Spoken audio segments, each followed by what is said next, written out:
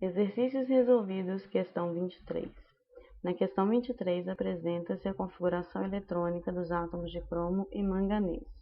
Cromo AR3D5-4S1, manganês AR3D5-4S2. O que representa esse AR entre colchetes?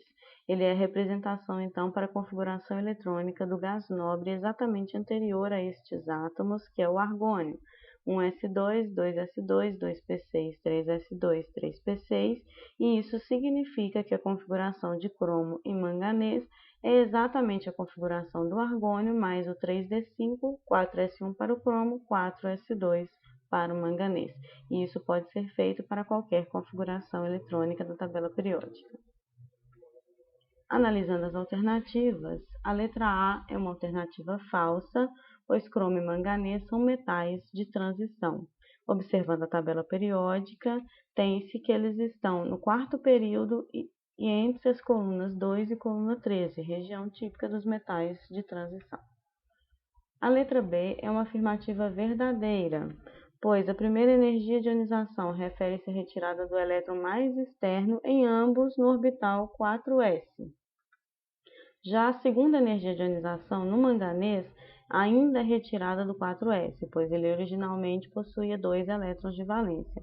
Já do cromo, a segunda energia de ionização é retirada do terceiro, o elétron é retirado do terceiro nível, ou seja, um nível mais interno, mais próximo ao núcleo, no nível 3D.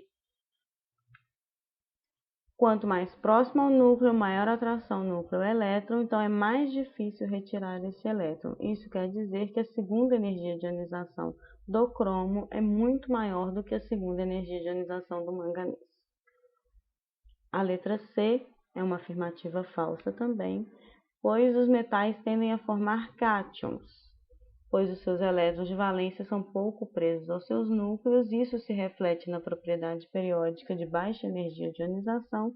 Consequentemente, se a energia de ionização é baixa, é necessário fornecer pouca energia para a retirada desse elétron. É fácil formar os cátions a partir dos elementos metálicos.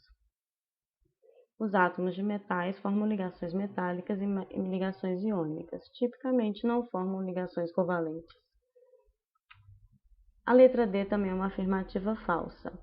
Subníveis totalmente preenchidos, no caso S2, P6, D10, F14, ou preenchidos exatamente pela metade, S1, P3, D5 e F7, são configurações em que se observa maior estabilidade.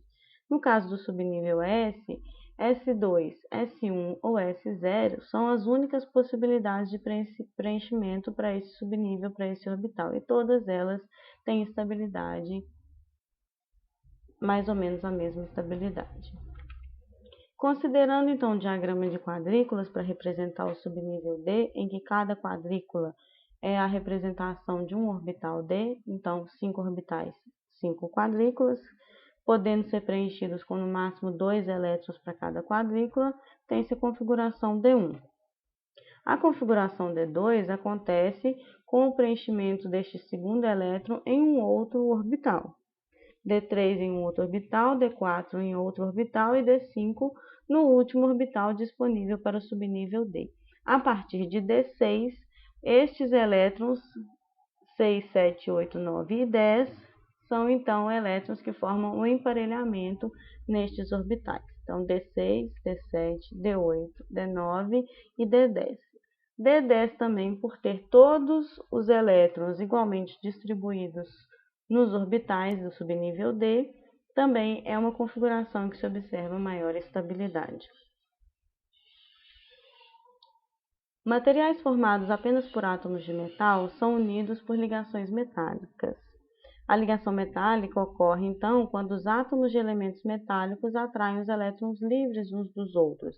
Esses elétrons livres são originados, então, dos elétrons de valência, que são pouco atraídos pelos seus núcleos originais. Uma representação nessa figura tem-se os átomos de metal como as esferas azuis e os átomos de metal também como esferas verdes. Azuis para representação, por exemplo, de elementos da primeira coluna da tabela periódica, lítio, sódio, potássio, e verdes para elementos da segunda coluna da tabela periódica, magnésio, cálcio e estrôncio. Os elétrons, então, são representados por pequenas esferas amarelas com a carga negativa e a carga positiva na esfera azul e 2 positivos na esfera verde é para representar a diferença, a atração do núcleo por esses elétrons de valência. Como na primeira coluna da tabela periódica há 1 elétron de valência, então a carga representada para o núcleo é de 1+. Na segunda coluna, como há 2 elétrons de valência, a carga representada para o núcleo é de 2+. Na ligação metálica, os elétrons livres se movimentam ao longo da estrutura do metal. Por que isso acontece? Sendo esses elétrons pouco presos aos seus núcleos, eles são atraídos pelos núcleos, pelos átomos que estão próximos uns dos outros. Isso confere dinâmica e movimento dos elétrons ao longo da estrutura metálica. Observando, então, um núcleo de átomo representado por uma esfera azul e outro representado por uma esfera verde, podemos também observar elétrons de valência próximos a estes núcleos, a estes átomos, sendo atraídos por eles e pelos átomos vizinhos. Isso no instante 1. No instante seguinte, eles são atraídos, os mesmos elétrons, já por outros átomos. Então, observa-se que eles não estão em posições fixas. Num terceiro instante, já são atraídos por outros átomos diferentes. E num quarto instante, atraídos ainda por outros átomos.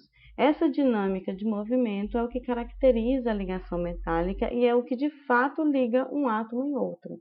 Como todos eles têm que atrair elétrons livres uns dos outros, aí tem-se a configuração da ligação metálica. A letra A é também uma afirmação falsa, porque não há dados que confirmem a informação fornecida.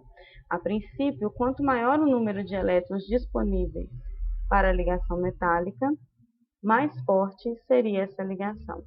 Contudo, é um dado que depende também de outros fatores. De maneira geral, utilizando-se esse modelo expresso na questão, pode-se dizer que é possível que quanto maior o número de elétrons de valência, elétrons livres, mais forte é a ligação e não mais fraca.